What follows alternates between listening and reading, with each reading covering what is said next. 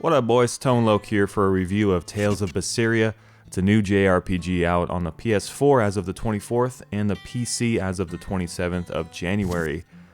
Berseria is the 16th mothership title in the long-standing Tales series, and it's a story of a world torn asunder by the tragic events of a girl and her ritualistic brother.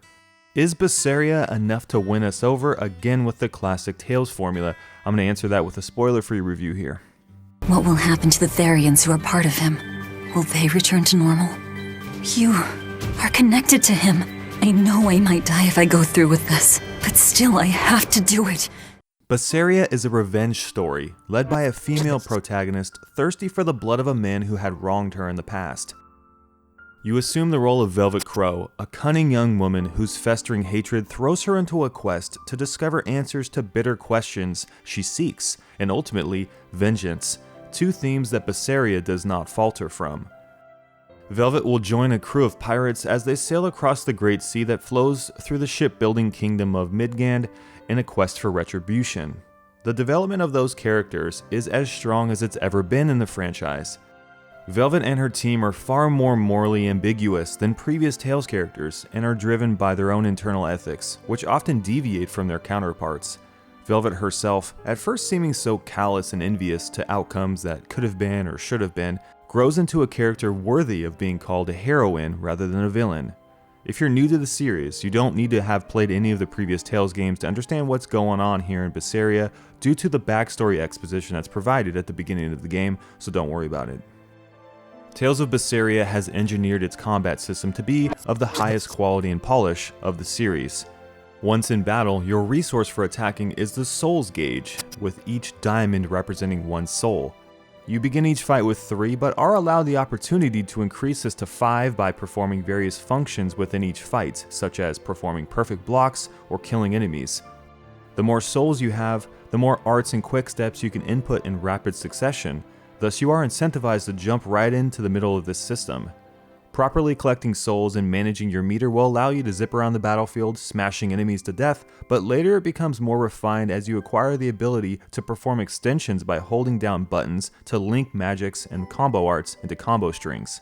And to help you do that, the game does give you the ability to map 4 of those arts to shortcut buttons on your chosen controller setup. And there's also the break soul mechanic. Inputting break soul abilities allow your characters to forfeit some of their soul gauge to regain life and reset their actions back to the beginning of the art tree, which can be used to extend combos even further. Friendly AI has been much improved as well from Berseria, as your party members seem more inclined to use proper spells, move around a lot more, and even dodge incoming attacks. The result is a fun gameplay system, a little bit more casual in nature than past titles, but as tight and refined as the combat's ever been in a Tales game. Outside of combat, puzzles and other activities are quite far removed from Berseria. Although many games do return as the series constant, the trifling activities give little to no context to the story and can be viewed as simply trite distractions. But as a whole, and unlike a few of the past Tales games, the game shepherds you along its story at a measured pace without too much dragging or backtracking. The buttery framerate and bright colors of Berseria will make you grin as you boot up the game over and over. Tales games have this very unique flavor that is rightfully their own.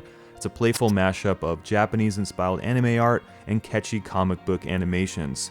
Although of course not technically masterful by any means, overall the game looks pleasant, save for sometimes cookie-cutter looking environments and the brown and dingy dungeons, which look blocky and antiquated.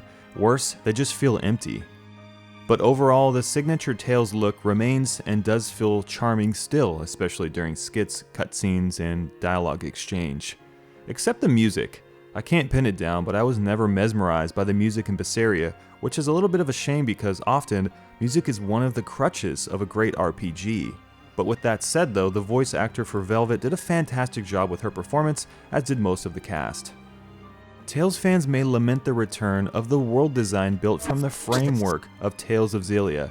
The scale of Berseria seems to have been cranked back here.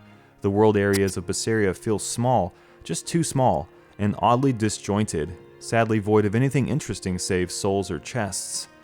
Also, the non-linearity present in the last game has been removed from the experience in Berseria. Sadly, very little opportunities exist for you to jump off the beaten path and mix things up. It always seems like you're on pace on the clock, and steered from area to area in textbook order.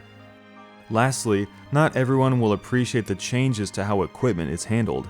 On one hand, you are rewarded passive bonuses for wearing equipment for a certain amount of time, thus incentivizing you to continually change out your gear to acquire said benefits.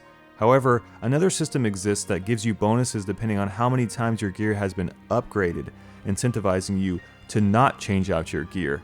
It's kind of a weird mashup that doesn't really make sense. Berseria is polished to near perfection and is incredibly solid. It does redeem and fix many issues that have plagued previous titles, yet at the same time it does ignore the same amount in return. Fantastic writing standing next to lazily designed dungeons, narrowly scoped world design, and a shallow point-and-click ship mechanic shadowing fantastic character development. Berseria ends up being a very safe, mostly successful, yet relatively passive entry into a series that has challenged many norms of the role-playing genre. It's got a great story, an interesting lead character, and well, just some really fun combat as a whole. If you enjoy Berseria for what it is, a polished and refined entry into the Tales series, you'll definitely find a lot to like here. Thanks for watching. If you enjoyed the video, by all means hit the thumbs up button for me and subscribe if you want to see more of these reviews in the future. Have a kick-ass day, dudes. We'll see you next time.